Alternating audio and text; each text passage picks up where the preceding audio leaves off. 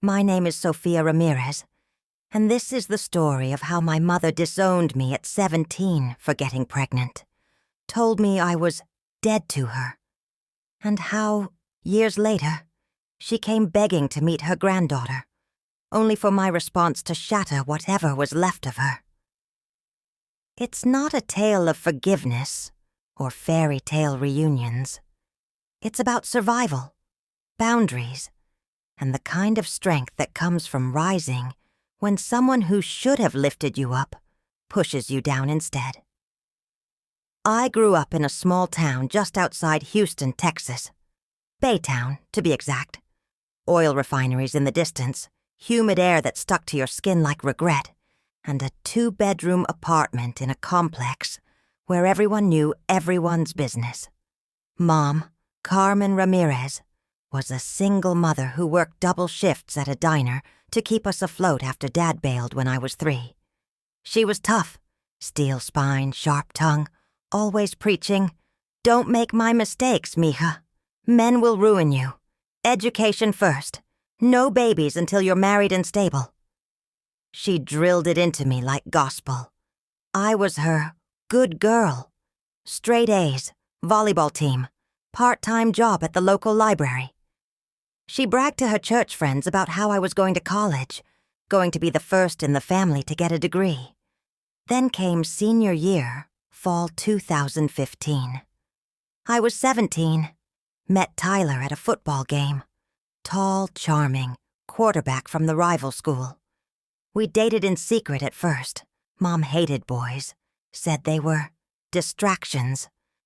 But love makes you stupid. We weren't careful. 1 missed period turned into 2.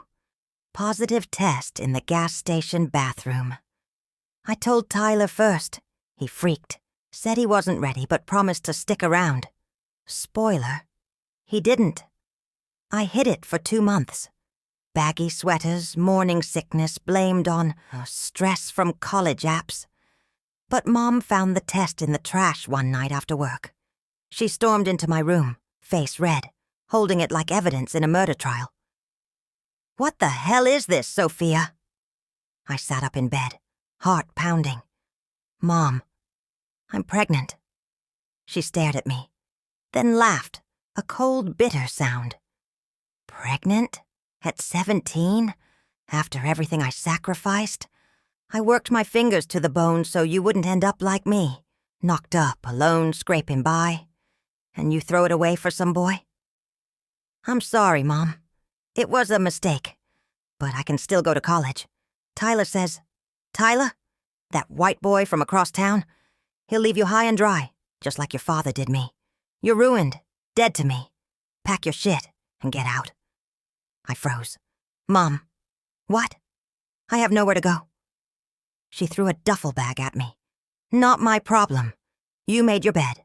Sleep in it. I'm not raising another bastard child under my roof. I begged, cried.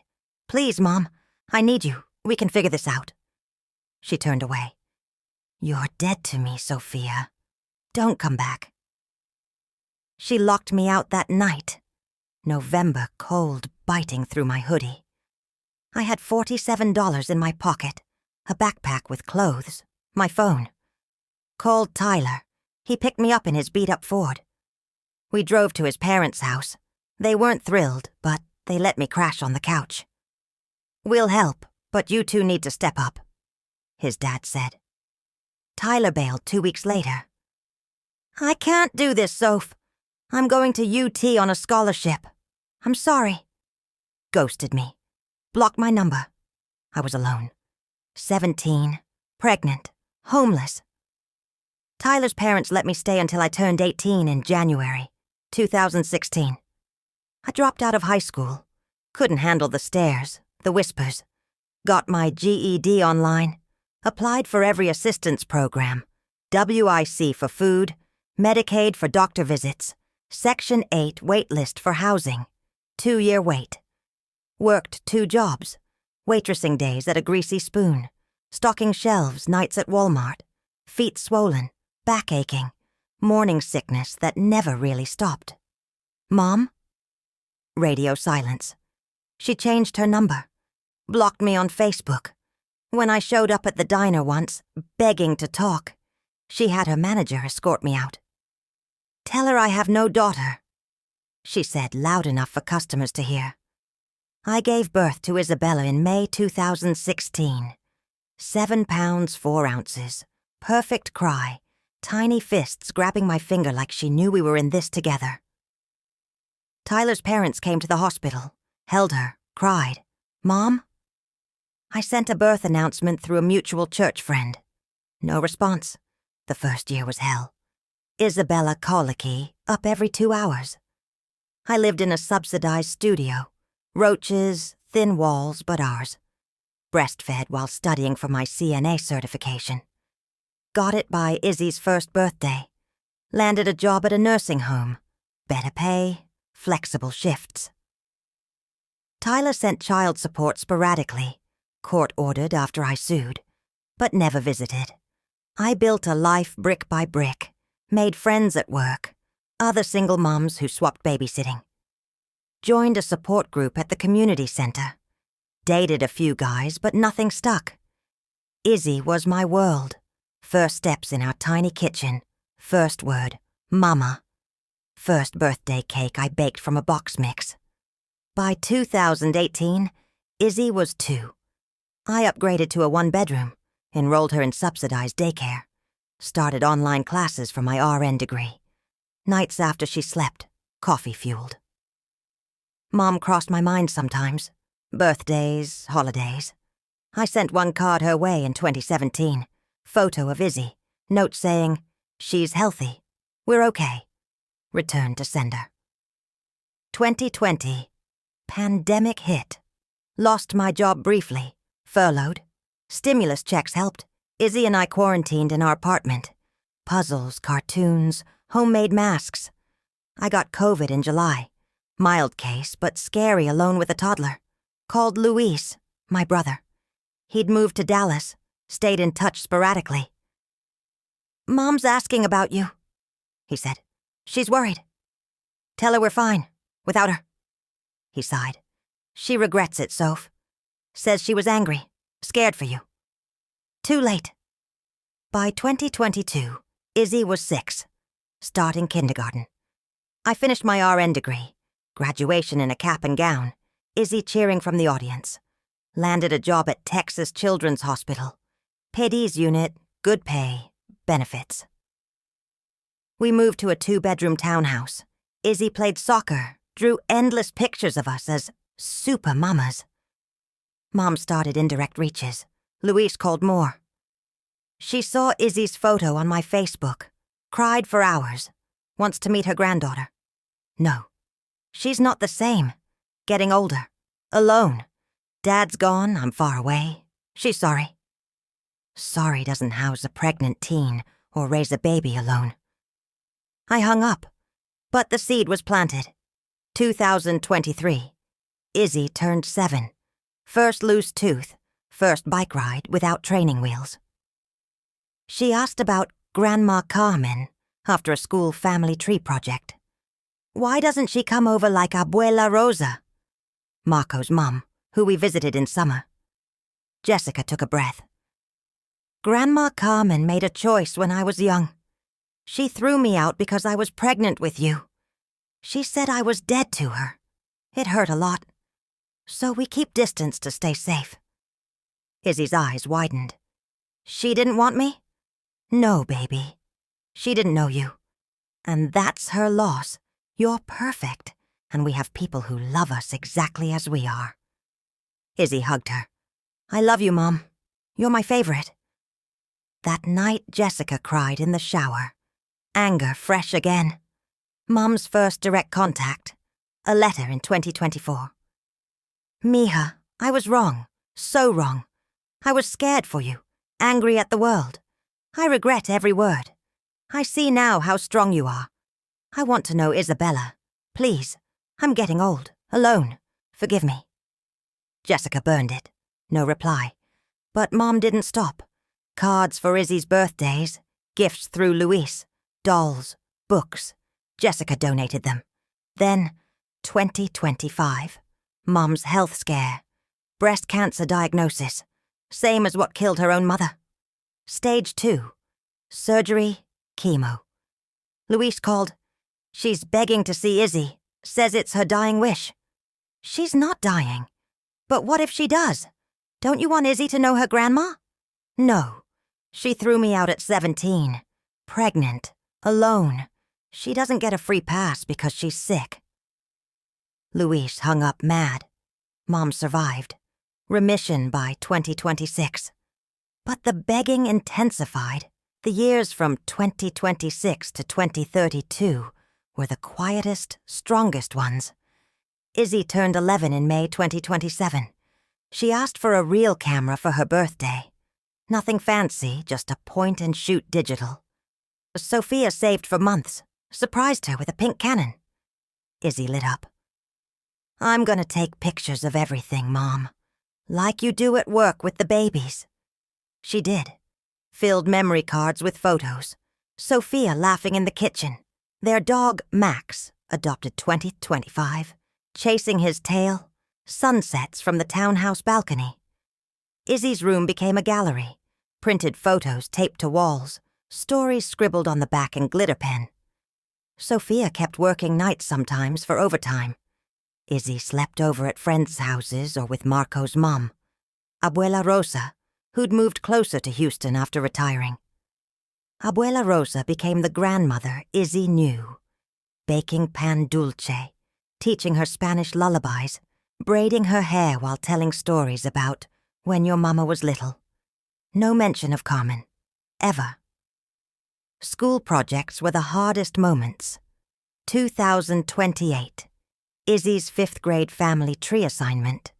She drew Sophia at the top. My superhero mom. Abuela Rosa below. Best grandma ever. Tyler's name crossed out gently. He left, but it's okay. Carmen's branch. A blank line with a question mark. Teacher asked why. Izzy said simply, She didn't want us, so we don't want her either. Sophia framed the tree when Izzy brought it home. Hung it in the hallway. No tears. Just pride. By 2030, Izzy was 14. Freshman in high school. Tall like her dad. Curly hair like Sophia's. Sharp wit that made teachers laugh. Joined photography club. Started a small Instagram. Private, mom approved. For her shots. Mostly nature. Friends. Self-portraits. With captions like, me and my favorite human. She dated her first boyfriend. Quiet boy named Ethan from art class. Sophia met him at the door. Asked the standard questions. Set the rules. Doors open. Home by 9. Respect above all. Ethan was sweet. Izzy glowed. Sophia dated too. Slowly. A fellow nurse, Daniel, in 2029. Kind, steady, loved Izzy like his own. They never moved in together, but dinners, movie nights, holidays became shared. Izzy called him Dan, with a smile. No pressure for more. Sophia was content. Mom's silence broke again in 2031. Izzy's 15th birthday. A package arrived. Postmarked Houston. No return address. Inside, a silver necklace with a tiny camera charm. A card in Mom's handwriting. Happy 15th, Isabella. I saw your photos on your brother Luis's page. You have talent. I'm proud. I know I don't deserve this, but I miss you. I miss both of you. Please, one meeting, coffee. I'll come to you. I'm not asking for forgiveness. Just a chance to see the girl I helped bring into this world. Love, if you'll let me. Grandma Carmen. Izzy read it, quiet, then handed it to Sophia. What do you think, Mom? Sophia sat beside her on the couch. I think she's lonely and guilty, but that doesn't mean she gets to walk back in like nothing happened. She threw me out at 17, pregnant, alone. Said I was dead to her. That hurt me more than anything. I won't let her hurt you. Izzy nodded slowly. I don't want to meet her. Not yet. Maybe never, but... Can I keep the necklace? Yes. It's pretty. And it's yours. Izzy wore it sometimes, not often. A quiet reminder, not a welcome. Mom didn't stop. Cards every holiday, small gifts through Luis, art supplies, books on photography. Sophia donated most, but let Izzy choose one or two. If it makes you happy, keep it, but no strings. Izzy chose the camera charm necklace, wore it on picture day. 2032. Izzy turned 16. Driver's license. First car, used Honda Civic, Sophia saved for years. She drove herself to school, to soccer practice, to photography outings. Life exploded with independence. One night after a late shift, Sophia came home to find Izzy on the couch, scrolling Luis's Facebook. Mom, Grandma Carmen posted a picture of me. From when I was a baby. She tagged me. Said, "My beautiful granddaughter I never got to know. I'm sorry." Sophia sat down, saw the post, hundreds of likes, comments. Praying for reconciliation. God forgives, Carmen. You deserve to know her. Izzy's voice was small. It feels weird, like she's using me to feel better. Sophia pulled her close. That's exactly what it is. She's not posting for you. She's posting for sympathy, for likes, for absolution she hasn't earned.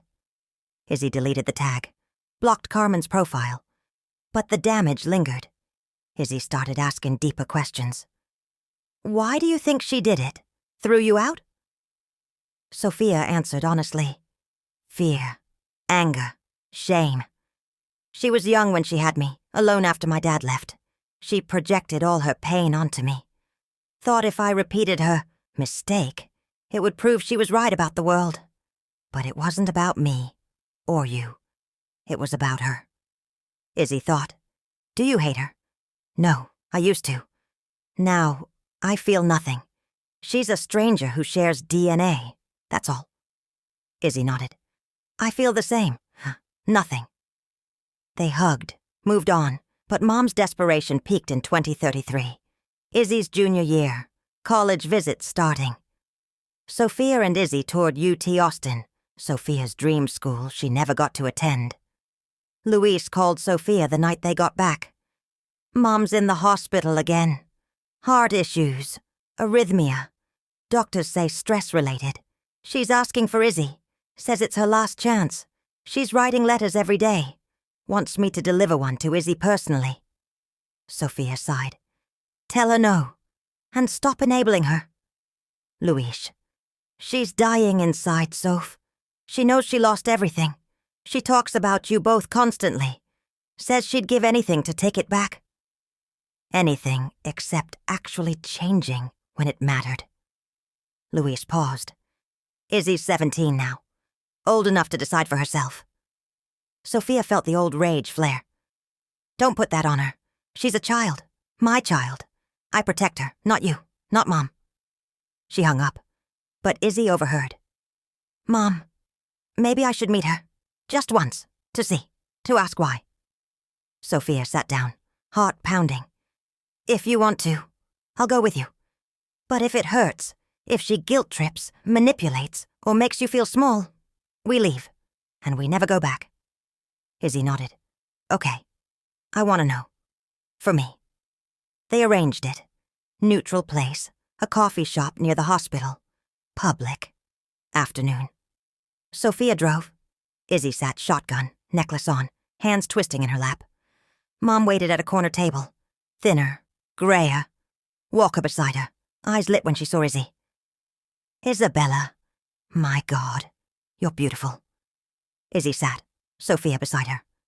Mom's voice shook. Thank you for coming. I know I don't deserve it. I was wrong. So wrong. I was scared. Angry at the world. I thought if I threw you out, I'd be protecting you from my mistakes. But I made the biggest one. I lost you. I lost my daughter. My granddaughter. I'm sorry. Every day. I love you both. Izzy listened. Quiet. Why did you say I was dead to you? Mom cried. I was ashamed. Of myself. Of failing you. I thought as if I cut you off it would hurt less. It hurt more. I see that now. Please, forgive me. Let me know you. Izzy looked at Sophia, then back at Mom. I don't hate you. But you hurt my mom when she needed you most. She raised me alone, worked doubles, cried at night when she thought I was asleep. She did everything. You did nothing. I don't need you now. I have her. And Abuela Rosa. And Dad, sort of. I came to see you, to hear you say sorry. I heard it. Thank you. But I don't want a relationship. I'm good. We're good. Mom sobbed, reached for Izzy's hand. Izzy pulled back gently. No, I'm not ready. Maybe never. She stood. Sophia stood too. Izzy looked at Mom one last time. I hope you get better. Take care of yourself. They walked out. In the car, Izzy exhaled. I feel lighter, like I closed a book. Sophia smiled through tears. You did. And I'm so proud of you. They drove home. Mom tried a few more letters. Please. Photos of herself in the hospital. Last chance. Izzy wrote one reply, short, handwritten. Grandma Carmen, I heard you're sorry. I accept it. But I don't want to know you. You chose to throw my mom away when she was scared and pregnant. That choice hurt her. Hurt me before I was born. I'm happy now. Loved. Safe. That's enough. Goodbye. Isabella. She mailed it. No more letters came. Mom lived a few more years, quietly. Passed in 2036. Heart failure. Izzy didn't go to the funeral. Neither did Sophia. They lit a candle at home that night. Said nothing. Just sat together. Family. The one they built. Without her. The next 2 years were quiet on the surface. Izzy turned 18 in May 2034. Graduated high school with honors. Photography portfolio strong enough for college scholarships. She chose UT Austin, Sophia's dream school she never got to attend. Moved into dorms fall 2034. Called home every few days. Mom, the campus is huge. I miss Max already. Their dog had passed peacefully the year before. Izzy cried for days. Sophia felt the empty nest hit hard. House too quiet. Izzy's room still smelling like her vanilla shampoo. But pride overpowered it. Izzy was thriving. Photography classes, campus club, first real boyfriend, kind art major named Leo. Sophia visited once a month. Dinners, walks around campus, late-night talks about life. Carmen's health declined steadily. 2034. Heart arrhythmia worsened. Frequent ER visits. Luis handled most care. Drove her to appointments. Paid bills when she couldn't. She stopped working completely. Lived on Social Security and what Luis could spare. She sent one last package to Izzy's dorm address. Luis must have given it. A vintage Polaroid camera. Carmen's old one from the 80s. A note. Isabella, I kept this camera since I was young. It captured my happiest moments. Your mom as a baby. I want you to have it. Take pictures of your life, the good ones. I'm sorry I missed them. Love, if you can. Grandma Carmen. Izzy called Sophia crying. Mom, it's beautiful, but I feel guilty keeping it, like I'm letting her in. Sophia, you're not. It's an object, a memory that's yours now. Keep it if it means something, or donate it. Your choice. No guilt either way. Izzy kept it. Took her first photo with it. Sophia and her on move-in day, hugging in the dorm hallway. Printed it. Taped it to her wall. Carmen's final reach. Spring 2035. Izzy's freshman year ending. Sophia got a call from Luis. Mom's in hospice. Heart failure. Doctors say weeks, maybe days. She's lucid sometimes. Keeps asking for Izzy. Says, tell her I love her. Tell her I'm sorry one more time. Sophia felt the old numbness return. Izzy's in Austin. Finals week. Luis. She wants to see her, just once more. Before... Sophia sighed. I'll ask Izzy, but no promises. She called Izzy that night. Baby. Grandma Carmen is dying. Hospice. She's asking for you." Izzy was quiet. "Do I have to go?" "No, never. This is your choice." Izzy thought. "I want to say goodbye, properly, so I can close it forever, but only if you come with me." They flew to Houston the next weekend. Hospital rooms smelled like antiseptic and lilies.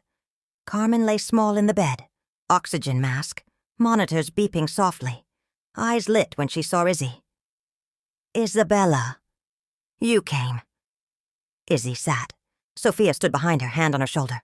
Carmen's voice was weak. "You're so beautiful, so strong, like your mom. I'm sorry for everything.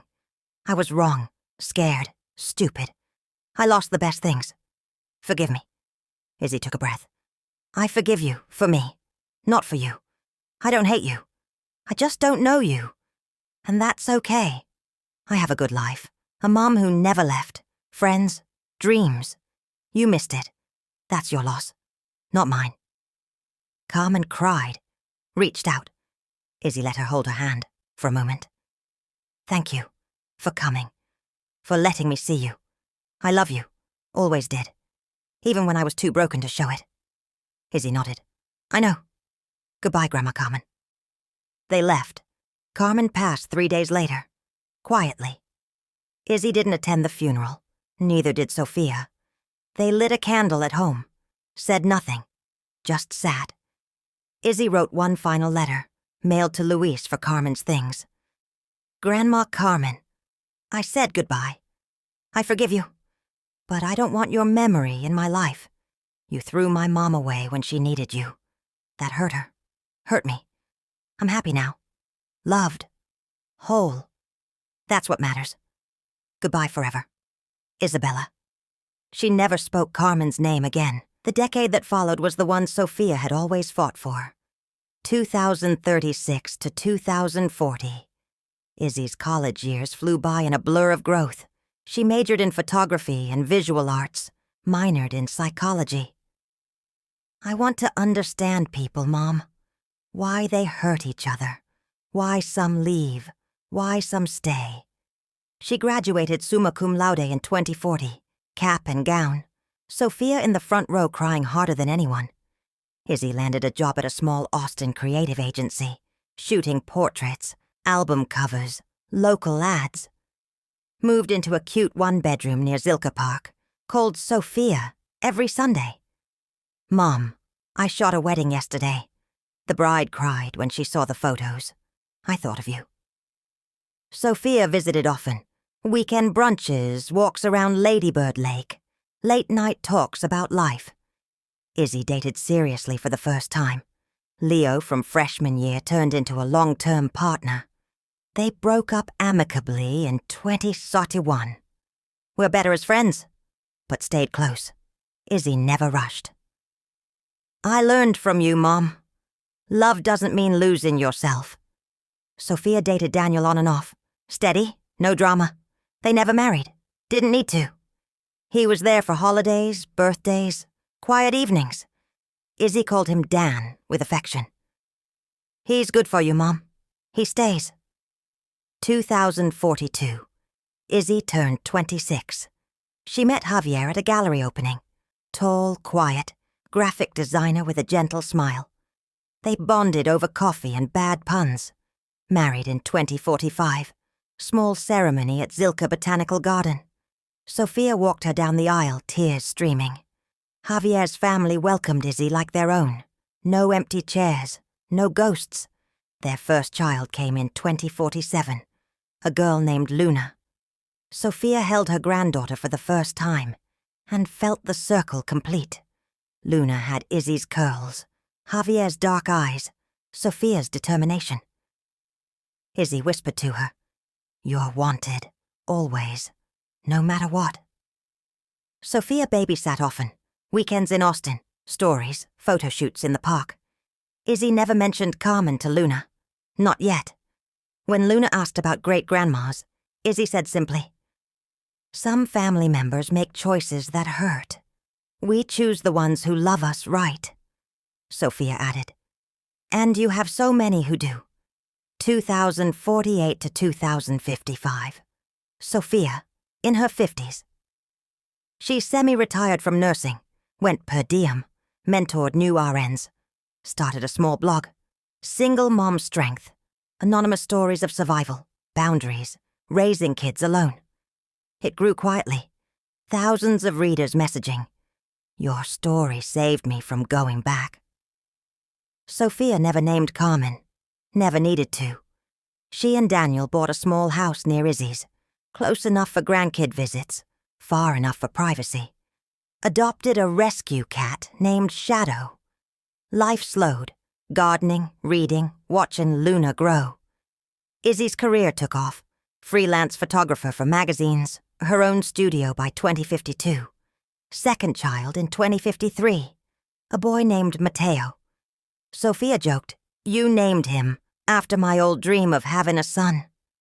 Izzy laughed. "He's perfect, just like you raised me." 2056. Luna turned 9. First school project on family history. She asked Izzy, "Who's the grandma I never met?" Izzy sat her down, told her the truth, age-appropriate. "She was my grandma, your great-grandma. She made a big mistake when your Nana Sophia was young and pregnant with me. She got scared and angry and pushed Nana away. Nana raised me alone. Loved me enough for 2. We don't see her because she hurt us, but we forgive her for our peace, not hers." Luna hugged Izzy.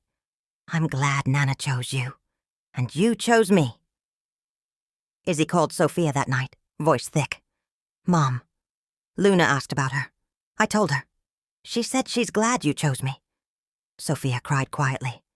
"That's all I ever wanted, for you to know you were chosen, every day." 2060s. Sophia in her 60s. Grandkids grew. Luna, photographer like her mom. Mateo, soccer player like his uncle's namesake. Izzy and Javier built a beautiful life. House with a big yard, studio in the back. Sophia babysat, taught Luna how to hold a camera, read to Mateo at night. One quiet evening in 2065, Sophia 67, she sat on the porch with tea, looked at old photos. 17-year-old Sophia, pregnant, scared. Then Izzy as a baby. Then Luna and Mateo now. She whispered to the night, "You were wrong, Mom. I wasn't dead. I was just beginning." No anger left, just truth. Izzy visited the next weekend, brought coffee and Luna's latest photo project, a series called Chosen Family. One image, Sophia holding Luna and Mateo, all 3 laughing. Caption, "The ones who stayed." Sophia framed it, hung it in the hallway. The legacy wasn't forgiveness, it was this: a daughter who never let her mother's rejection define her. A granddaughter who grew up knowing she was wanted, fiercely, fully. A family built on choice, not obligation. And a grandmother who finally understood. Sometimes the strongest love is the one that says no to the past. So the future can breathe. She fully retired from nursing, handed off her mentoring role to a young RN she'd trained years earlier. Spent mornings in the garden, afternoons with Luna and Mateo, teaching Luna how to develop film in a makeshift darkroom. The vintage Polaroid camera Carmen left became a cherished tool. Reading Mateo's superhero stories she wrote herself. Heroes who chose their own families, who said no to pain and yes to love. Izzy's career peaked. Her photo book, Chosen Light, Portraits of Resilience, published in 2068. It featured anonymous stories of single moms, boundary setters, survivors. One chapter subtly mirrored Sophia's life. No names, just the emotional truth. It won a small award. Izzy dedicated it to my mother, who showed me how to stand when the world tried to push me down. Sophia cried reading the inscription, framed the book on her shelf beside Izzy's high school graduation photo. Daniel passed in 2069. Heart attack, quick and peaceful. Sophia mourned quietly. No dramatic grief, just the ache of losing a steady companion. Izzy and Javier moved her closer, guest room in their house. She declined. I like my little house, my independence. But I'll come for dinner every Sunday. She did. Family dinners became sacred. Laughter, stories, Luna's photos projected on the wall. Mateo's latest comic passed around. 2071. Sophia turned 73. Health slowed, arthritis in the knees, occasional fatigue. Doctors said, normal aging. She accepted it. No fear. She'd survived worse. One afternoon, Luna, now 14, sat with her on the porch. Nana, Mommy told me about Great-Grandma Carmen, that she hurt you and Mommy. Do you hate her? Sophia looked at the sky. No, mija. Hate takes energy I don't have anymore. I forgave her, for my peace, not hers. She made choices that broke things. We chose not to let those choices break us. Luna hugged her. I'm glad you chose Mommy, and Mommy chose me, and I choose you. Sophia smiled. That's the best legacy, choosing each other. 2075. Sophia, 77. Izzy and Javier celebrated their 30th anniversary. Sophia gave a small toast at the dinner. I was 17 when the world told me I was dead. But look at us. Alive, loving, together. That's the real miracle. Everyone cried. Sophia didn't. She just held Luna and Mateo's hands under the table. 2078. Sophia's health turned. Congestive heart failure. Slow, manageable at first. Medications, oxygen at night. Izzy moved her into the house full-time. No argument. The last months were gentle. Sophia spent days in the living room, window open, grandkids reading to her, Izzy holding her hand. She told stories. The night she was thrown out, the first time Izzy said, Mama. The day she graduated nursing school. No bitterness, just facts, lessons. One evening in late 2078, Sophia weak but lucid, she called Izzy close. Mija, I'm proud of you. You never let her win. You built something beautiful. Tell Luna and Mateo, love is a choice. Choose the ones who choose you back, always. Izzy cried, I will, Mom, every day. Sophia smiled. Good. Now let me sleep. I'm tired. She passed peacefully in her sleep that night. November 2078, age 80. The funeral was small, family, friends from nursing days, former patients who remembered Nurse Sophia. Izzy spoke. My mother was thrown away at 17. She could have broken. Instead, she built.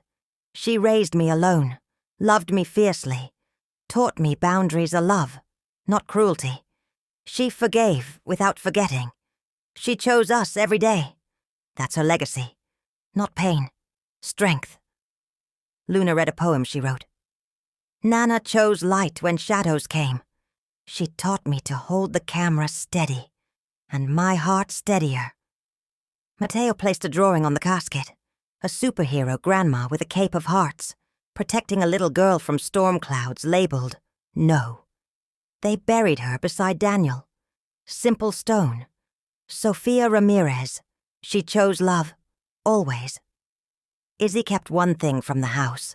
The framed family tree Izzy made in 5th grade. The one with the question mark for Carmen. She hung it in her studio. Not as pain, as reminder. Some branches break. Others grow stronger without them. Luna, now 24 in 2089, published her first photo book, dedicated it to Nana Sophia, who taught me that family isn't blood, it's who stays. Izzy smiled reading it, called Sophia's old number, just to hear the voicemail one last time, then deleted it.